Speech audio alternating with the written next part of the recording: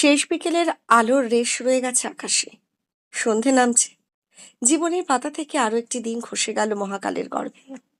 স্ববিরোধিতা করে আজ অফিস থেকে সামান্য আগেই বেরিয়েছে প্রতীক। অফিস প্রাণ, হয়তো বিকল্প নেই বলেই। গতকাল সুজন কাকুর ঘটনাটা আমূল নাড়িয়ে দিয়েছে ওকে। অফিস থেকে ফিরছিল রোজকার মতোই। বরাত জোরে জানলার ধারে সিট পেয়েছিল। চলমান বাস থেকে এক ঝলক দেখেছিল শতচ্ছিন্ন নোংরা পোশাক, কাঁচা পাকা দাড়ি, গোঁফ, এক বৃদ্ধ ভিখারি, অবিকল সুজন কাকু। পরের স্টপেজে নেমে ফিরতি বাস ধরে প্রায় সাথে সাথে ফিরে এসেছিল প্রতীক। ততক্ষণে জন অরণ্যে মিশে গেছেন সেই বৃদ্ধ। অফিস আওয়ারটা ভালোই কাটে প্রতীকের। 5টা বাজলে সহকর্মীদের ঘরে ফেরার তাড়া। ওর ঘরে ফেরা একঘেয়ে, ক্লান্তিকর।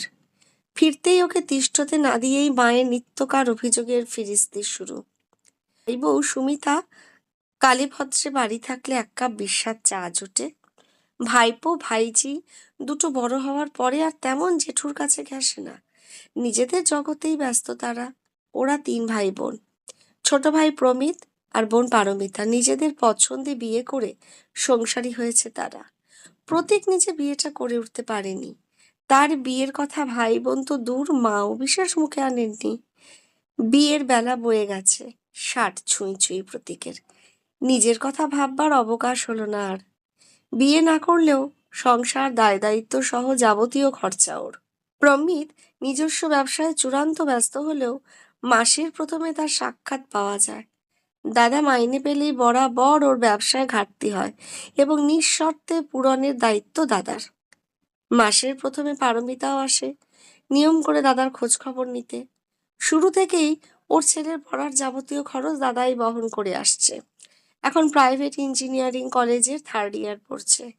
ইলেকট্রিক্যালে প্রতি সেমিস্টারে মোটা টাকা জোগানোর দায়িত্ব দাদার। অথচ পারমিতার বড় অমিতাভ উচ্চ পদস্থ সরকারি কর্মী। তবুও কেন যে ওদের অভাব ঘোচে না, সে এক গভীর রহস্য। বছর 3 আগে বাইপাসের ধারে সাউথ ফেসিং 3 BHK ফ্ল্যাট কেনার অজুহাতে ওর থেকে মোটা টাকা আদায় করেছে। পিএফ থেকে মোটা টাকা তুলতে হয়েছিল প্রতীককে। খবর পেয়ে ভাই বউ সুমিতা ক্ষেপে উঠল ওদের পুরনো বসত বাড়ি রেনোভেট করানোর জন্য। অশান্তি এড়াতে করতে হলো, অনেক টাকা খরচ হলো। এইভাবে সমস্ত সঞ্চয় শুষে নিল ওর তথাকথিত আপনজনেরা। বর্তমানে দিন কেটে যাচ্ছে, যা হোক। সামনের মার্চে রিটায়ারমেন্ট। অখণ্ড অবসর কিভাবে যে কাটবে, দীর্ঘশ্বাস আসে বুক ঠেলে। আজ ভিখারিটিকে দেখে আমূল কেঁপে উঠেছিল প্রতীক। বাবার মাস্তুতো ভাই সুজন কাকু আমুদে খাদ্যরসিক, খরুচে নিপাট ভালো মানুষ। ওদের বাড়ি এলে প্রচুর বাজার করে মায়ের হাতে তুলে দিয়েই রান্নার ফিরিস্তি শুরু। বৌদি, আমার তো কোনো ঝামেলা নাই।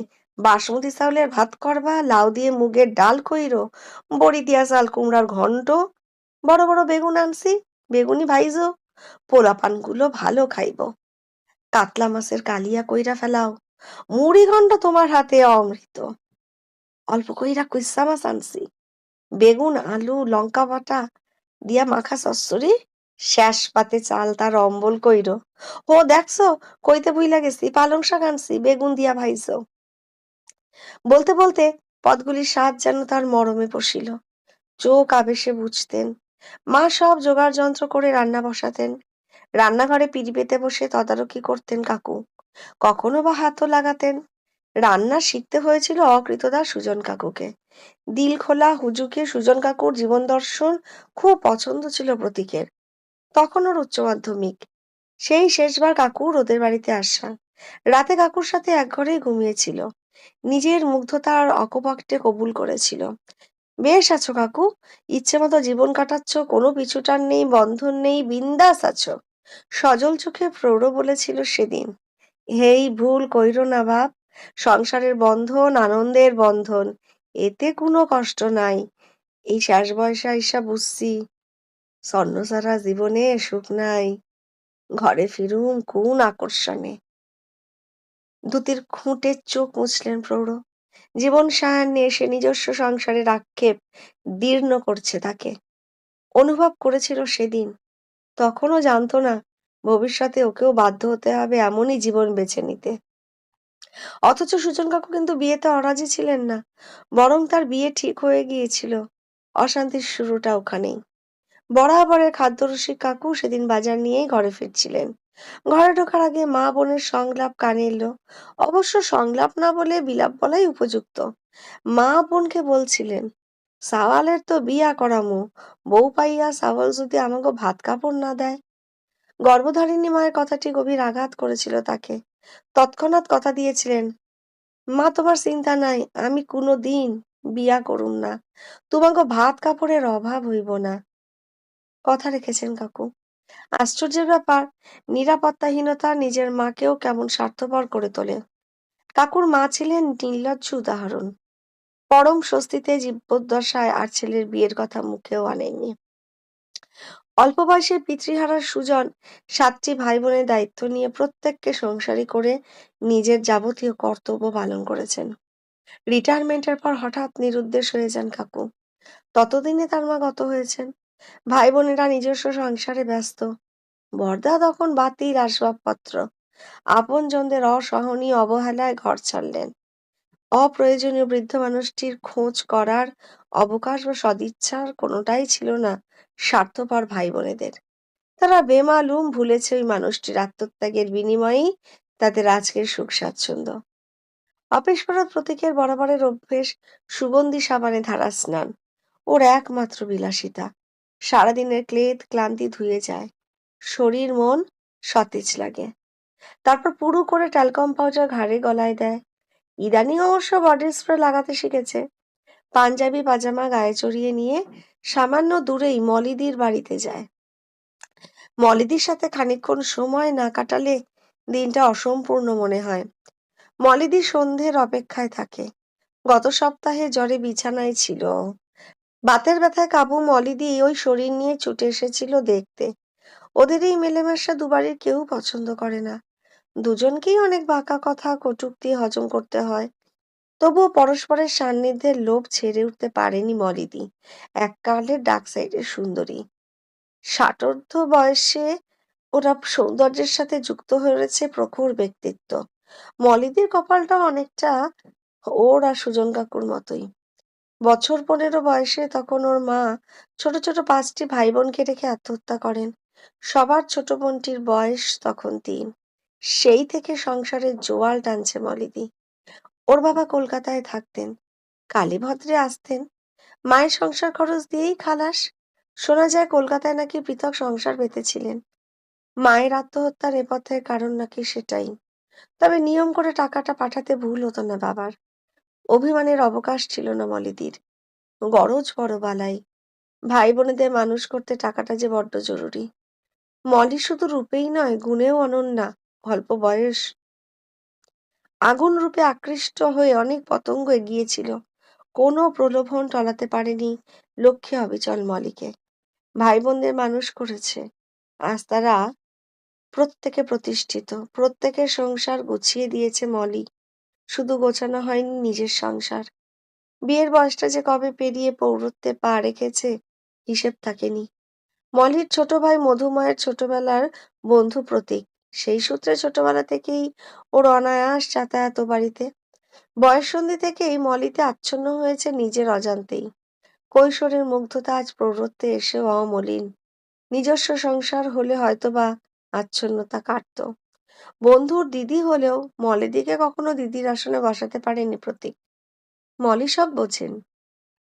শেষবেলায় এসে প্রতীকের অকৃত্রিম মুগ্ধতা যেন তার নারীত্বের একমাত্র সার্থকতা, সান্ত্বনা বা অহংকার।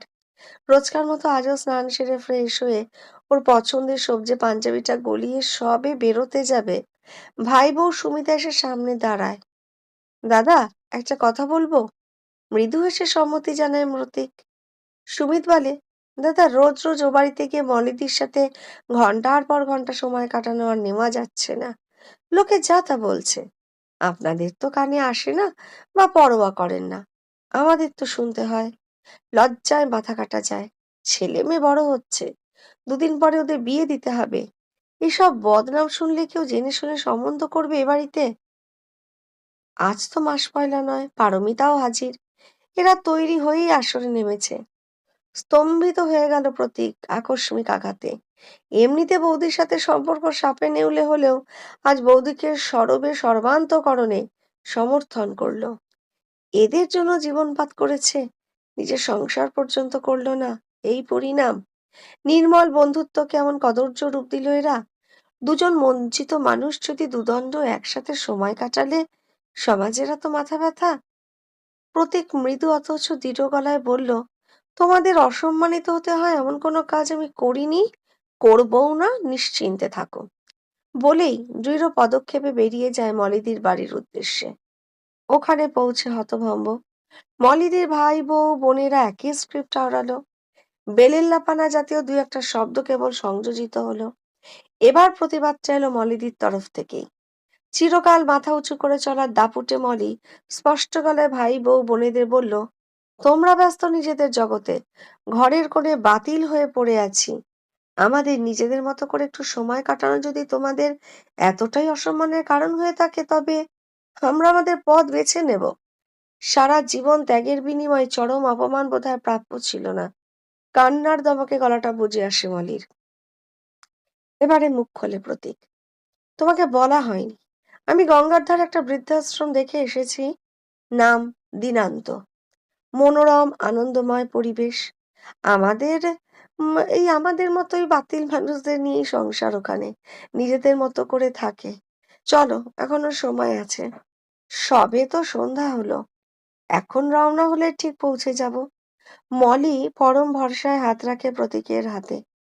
তথাকথিত আপনজনদের স্তম্ভিত করে নতুন জীবনের পথে পা বাড়ায় ওরা, একবারও পেছনে না তাকিয়ে।